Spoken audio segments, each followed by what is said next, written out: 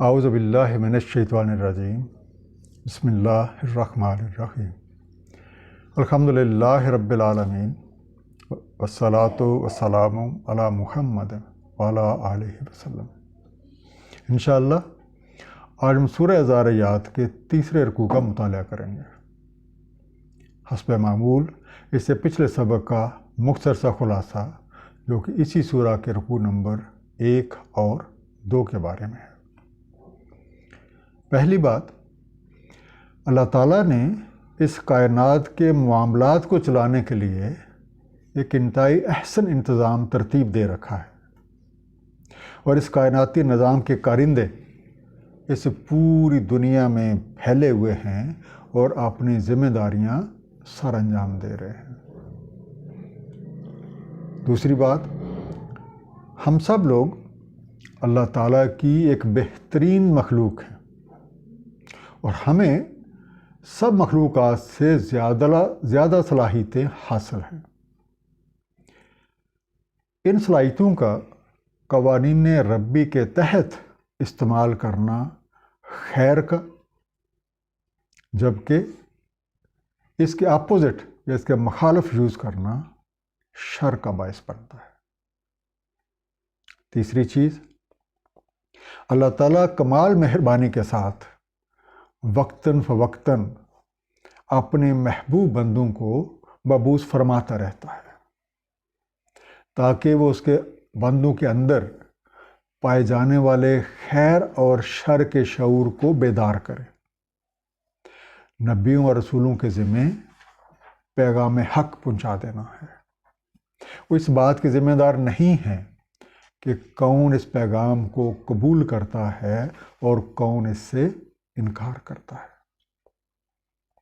چوتھی بات، یہ کائنات قوانین ربی کے تحت چل رہی ہے۔ گویا کہ ہم کہہ سکتے ہیں کہ قوانین ربی اس پوری کائنات میں نافذ ہیں، اور تمام امور کا فیصلہ انہی قوانین کے تحت کیا جاتا ہے۔ اس امر کی وضاحت کے طور پہ دوسرے رکوع میں قوم نوح، قوم عاد، قوم سمود، قوم لوط اور قوم فرعون کی مثالیں پیش کی گئیں، اور جب ان قوموں نے پیغام حق کو جھٹلایا تو قوانین ربی کے تحت ان کا مواخذہ کیا گیا، اور پھر کوئی بھی چیز ان کے کام نہ آ سکی۔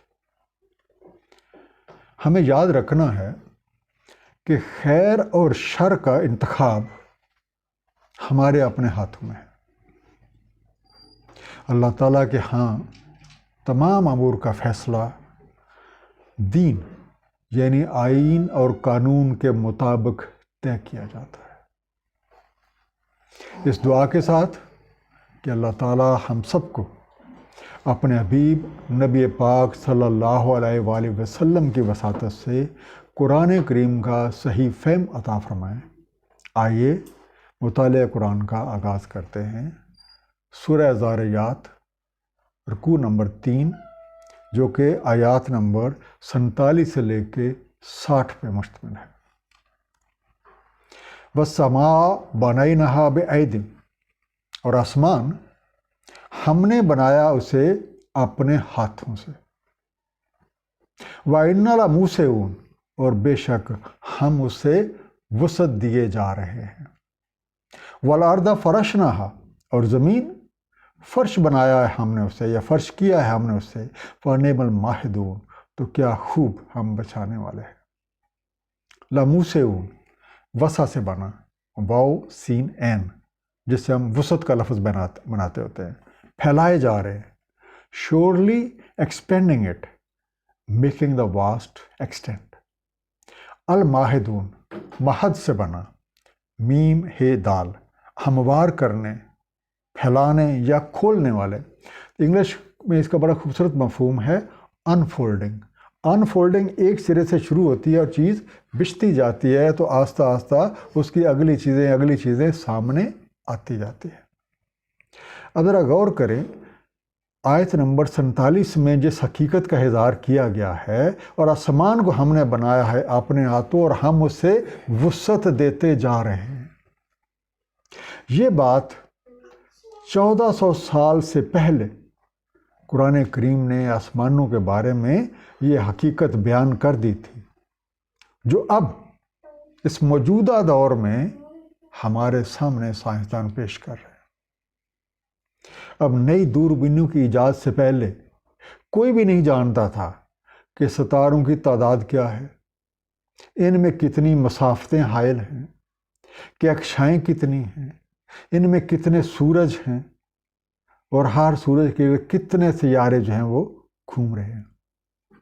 اب جدید سائنس کے محقق اس نتیجے پہ پہنچے ہیں کہ نمبر 1، ہماری کیکشاں کا قطر 1,00,000 نوری سال ہے، اور سورج اس کے ایک کنارے پہ واقع ہے۔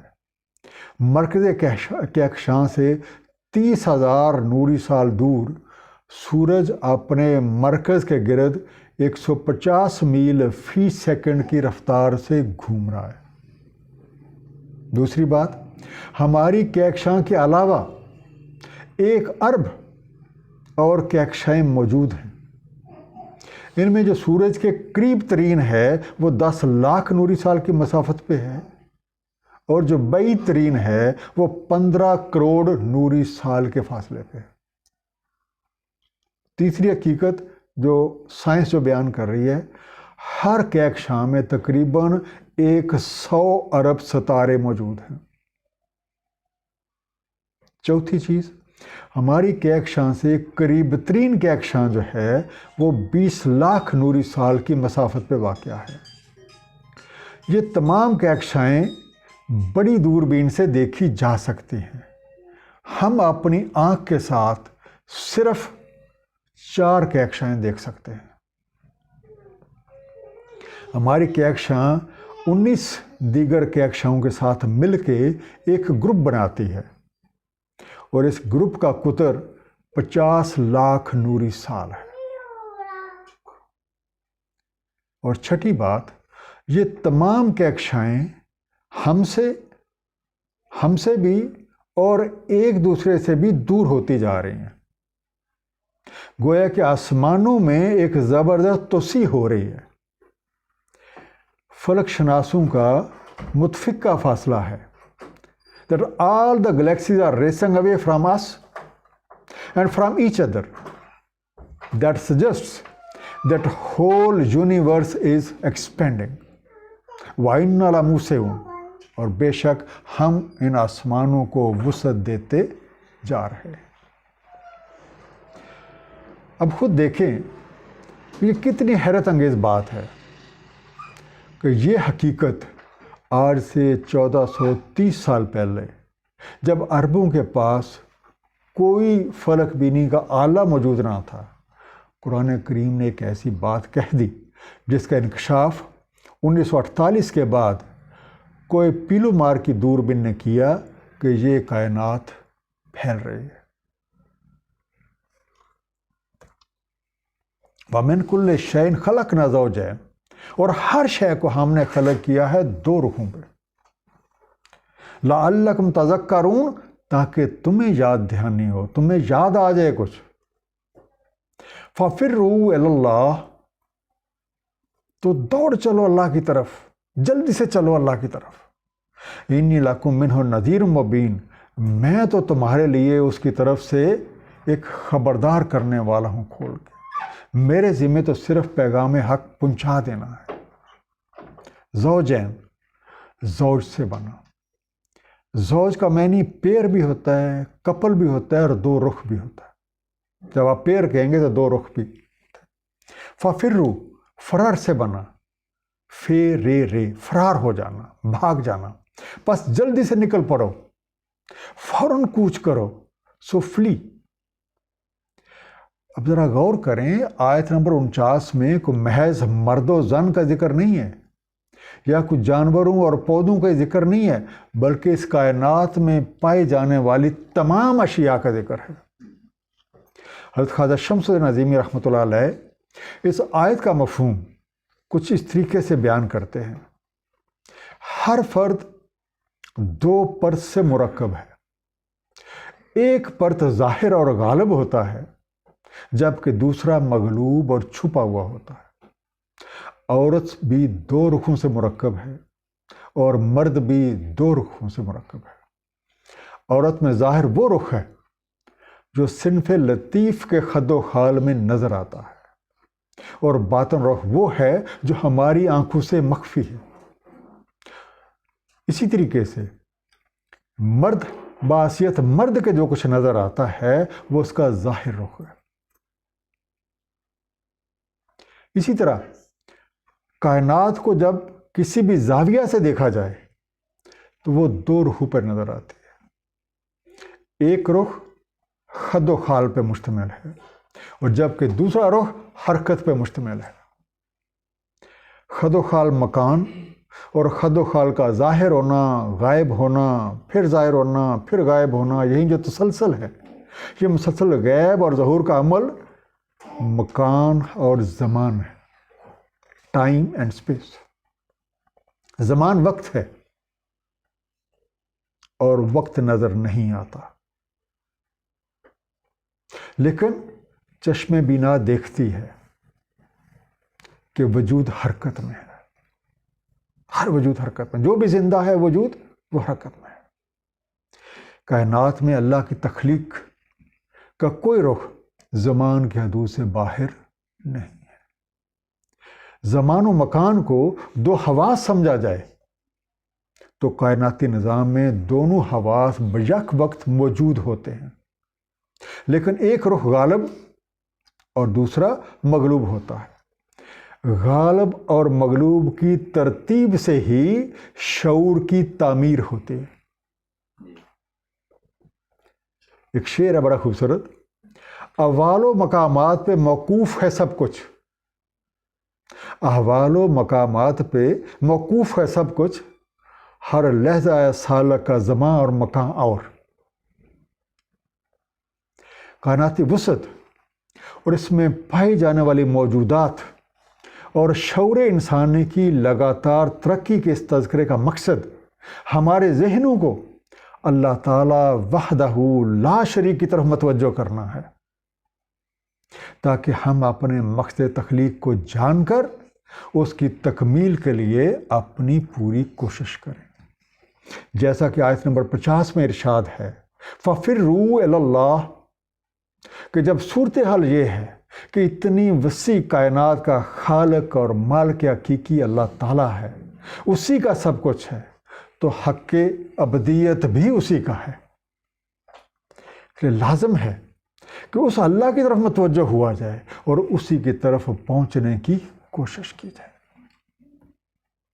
وَلَا تَجْعَلُوا مَعَ اللَّهِ إِلَٰهًا آخَرَ، اور مت بناؤ تم اللہ کے ساتھ الہ کسی اور کو. اِنِّی لَکُم مِّنْهُ نَذِیرٌ مُّبِینٌ، بے شک میں تو ہوں تمہارے لیے اسی کی طرف سے خبردار کرنے والا کھول کے.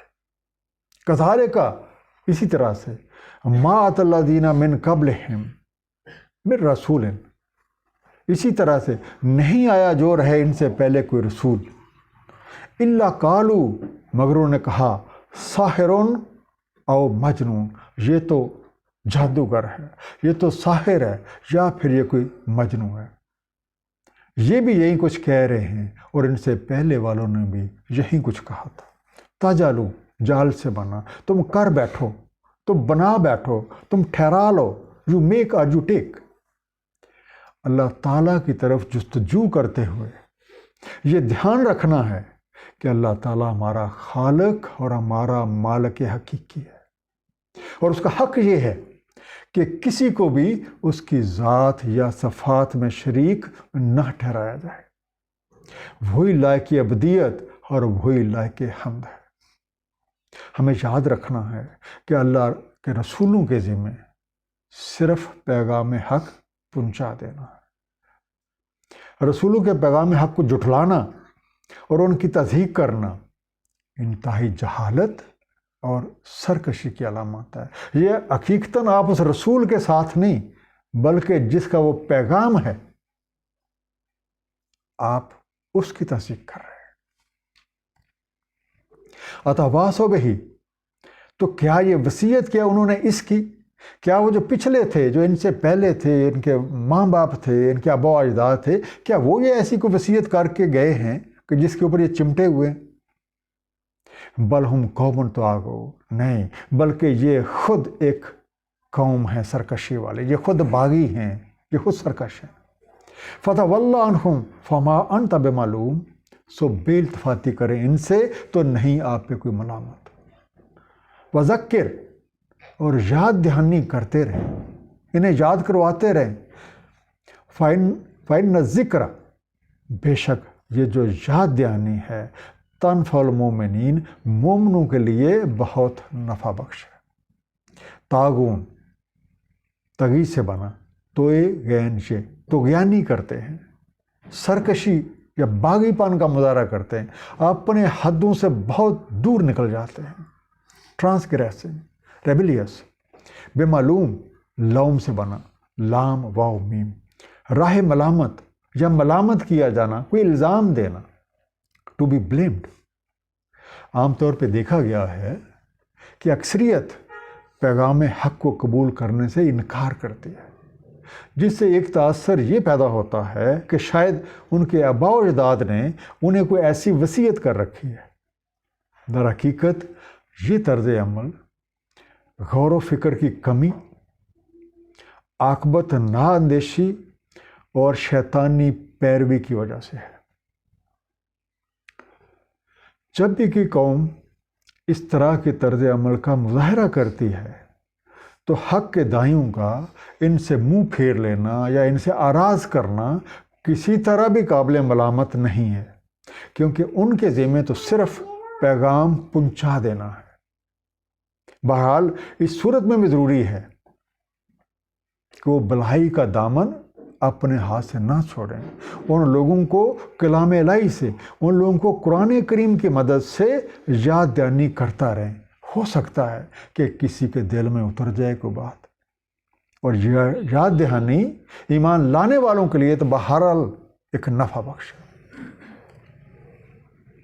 وما خلقت الجن والانس الا لیعبدون، نہیں خلق کیا میں نے جن و انس کو مگر اس لیے کہ وہ میری عبودیت کرتے رہیں۔ ما ارید منہم من رزق، نہیں میرا ارادہ ان سے کچھ رزق کا، وما ارید ان یطعمون، اور نہ میرا یہ ارادہ ہے کہ یہ مجھے کچھ کھلائیں۔ ان اللہ هو الرزاق ذو القوۃ المتین، بے شک اللہ تعالیٰ وہ تو رزاق ہے، صاحب قوت ہے، انتہائی مضبوط ہے، اسے ان چیزوں کی کوئی ضرورت نہیں۔ آیت نمبر 56 ذرا غور کیجیے، وما خلقت الجن والانس الا لیعبدون، اس میں ہمارا مقصد تخلیق بیان کیا گیا ہے۔ لفظ یعبدون کا روٹ عبد ہے، اور عبد کے لفظی معنی غلام کے ہیں۔ حق بندگی ادا کرنے کے لیے کسی بھی غلام کے لیے دو چیزیں بہت ضروری ہیں، جن میں سب سے پہلے اپنے اصلی مالک کی پہچان، سب سے پہلے اپنے اصلی مالک کی پہچان، اور دوسرا اپنے آقا و مالک کا حق ادا کرنے کے لیے اس کے تمام احکامات کی دل و جان سے بجا آوری کرنا، اور ایسا کرتے ہوئے اپنی ذات، اپنی خواہشات، اپنے علم، اپنے اختیار وغیرہ سب کو بالائے طاق رکھ دینا، یعنی اپنے مالک کے حضور اپنا سب کچھ سرنڈر کر دینا، جو مالک کہے بس وہ۔ آیت نمبر 56 کے مطابق ہمارا مقصد تخلیق ابدیت کرنا ہے، اور یہ مقصد پورا کرنے کے لیے ہمیں سب سے پہلے اللہ تعالیٰ کی پہچان حاصل کرنا ہوگی، تاکہ ہم صحیح طور پہ اس کا حق بندگی ادا کر سکیں۔ جب ہم حق بندگی ادا کریں گے تو دراصل اپنا ہی بھلا کریں گے، کیونکہ اللہ تعالیٰ غنی ہے، صاحب قوت اور صاحب اختیار ہے، ہم سب اسی کے محتاج۔ फ़इन्न लिल्लज़ीना ज़लमू ज़ुनूबन, बस उन लोगों के लिए जिन्होंने जुल्म से कुछ कसूर किए हैं, कुछ गुनाह कर गुजरे हैं, मिसला ज़ुनूबे अस्हाबिहिम वला यस्ताजिलून, और उसी की मिसल जो कसूर किए उनके हमनुआओं ने, जैसे इन्होंने किए इनके साथ वालों ने किए, तो मत उजलत करो मुझसे, फला यस्ताजिलून, तो मत उजलत मचाओ मुझसे। फ़वैलुल लिल्लज़ीना कफ़रू मिन यौमिहिमुल्लज़ी युअदून, बस वाह अफसोस, अफसोस है काफिरों के लिए उनके उस रोज़ से जिसका उन्हें वादा दिया गया है। जुनूबन, ज़नब से बना, ज़ाल नून बे, गुनाह, गलती, कोताही, बुरा फेल, कानून शिकनी करना। तो इंग्लिश में आप कहते हैं सिन, ईवल और इल डीड और इल एक्ट, फाउल, फाउल एक्चुअली बड़ा क्लोज मीनिंग है उसका, फॉल्ट। अस्हाबिहिम, साहब से बना, स्वाद है बे, उनके साथी, देयर कंपेनियंस और देयर फेलोज। अब याद करें ये जो आखिरी आयत में मैं यौमिहिम वैलुल लज़ीना कफरू मैं यौमिहिमुल्लज़ी युअदून, ये कौन सा रोज़ है? ये वही जिसका जिक्र सूरह की 5वीं और 6ठी आयत में किया गया था, यौमिद्दीन। सूरह की 5वीं और 6ठी आयत में कि जिस यौम का तुमसे वादा किया गया, और ये वादा बिल्कुल सच है। और क्या था कि दीन नाफज होके रहेगा, तुम्हारे हर अमल की जजा और सजा कानून रब्बी के मुताबिक होगी। और इसी बात के ऊपर सूरत कंक्लूड हो रही है कि जो लोग भी इस हकीकत को फरामोश कर रहे हैं तो उनका हाल भी उन्हीं लोगों की तरह होगा जिन्होंने इससे पहले हकीकत को फरामोश किया। और क्या नतीजा रहा? आपके सामने कौम नूह, कौम लूत, कौम फ़िरौन, आद, समूद सबके एग्जाम्पल रखेंगे। तो अगर हकीकत को जुटलाओगे तो तुम्हारा अंजाम भी बिल्कुल उसी तरीके से होगा। अब पूरी सूरत का एक मुख्तसर सा खुलासा, हमारी कायनात का निज़ाम कवानीन के तहत चल रहा है। अल्लाह ताला ने इस कायनात को मामलात को चलाने के लिए अपने कारिंदे इस पूरी दुनिया में फैला रखे हैं जो अपनी जिम्मेदारियां बतौर आसन निभा रहे हैं। हम सब अल्लाह ताला की एक बेहतरीन तख्लीक है और हमें सब मखलूक़ात से ज़्यादा सलाहियतें हासिल है। अल्लाह ताला अपने नबियों और रसूलों को मबूस फरमा के अपने बंदों को इन सलाहियतों के सही इस्तेमाल से आगाह फरमा देता है। नबी और रसूलों के ज़िम्मे पैगाम हक़ पहुँचा देना है। इस पैगाम को तस्लीम करना या इसे इनकार करने का इख्तियार हर शख्स को हासिल है, क्योंकि हर किसी को अपने अमाल का हिसाब खुद देना है। इस सूरा में कौम नूह, कौम आद, समूद, कौम लूत, कौम फ़िरौन की मिसालें पेश की हैं। इनके करतूतों की बदौलत जब इनका मुआवजा कानूनी रब्बी के तहत किया गया तो कोई भी चीज़ उनके काम ना आ सकी और ना उन्हें उस भयानक अंजाम से बचा सकी। जिस तरह हमारी कायनात में वसअत होती जा रही है, इसी तरह शौर इंसानी की भी लगातार तमीर हो रही है। और नतीजा क्या है कि इंसानी शऊर बढ़ रहा है। आपने खुद इस बात को देखा होगा कि जो भी नए बच्चे पैदा हो रहे हैं, इस दुनिया में आते हैं, वो शौरी तौर पे मौजूदा से कहीं आगे होते हैं। अब इस शौरी तरक्की का एक तकाजा भी है कि हम इन कायनाती अमूर के बारे में एक गैर जानबदाराना अंदाज में तहकीक और सोच विचार करें ताकि हम उन हकीकतों को जान सकें जो किसी भी वजह से हमारी निगाहों से ओझल है। हमारी तख्लीक का मकसद अल्लाह ताला की अब्दियत है। यह मकसद पूरा करने के लिए हमें खालिक और मालिक की हकीकत को पहचान कर उसका हक़ बंदगी अदा करना है।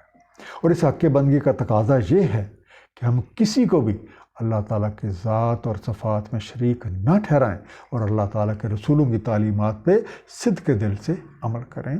اللہ تعالیٰ ہم سب کو سمجھنے اور اس پہ عمل کرنے کی توفیق عنایت فرمائے۔ صدق اللہ العلی العظیم، صلی اللہ تعالیٰ علی حبیب محمد وآلہ وسلم۔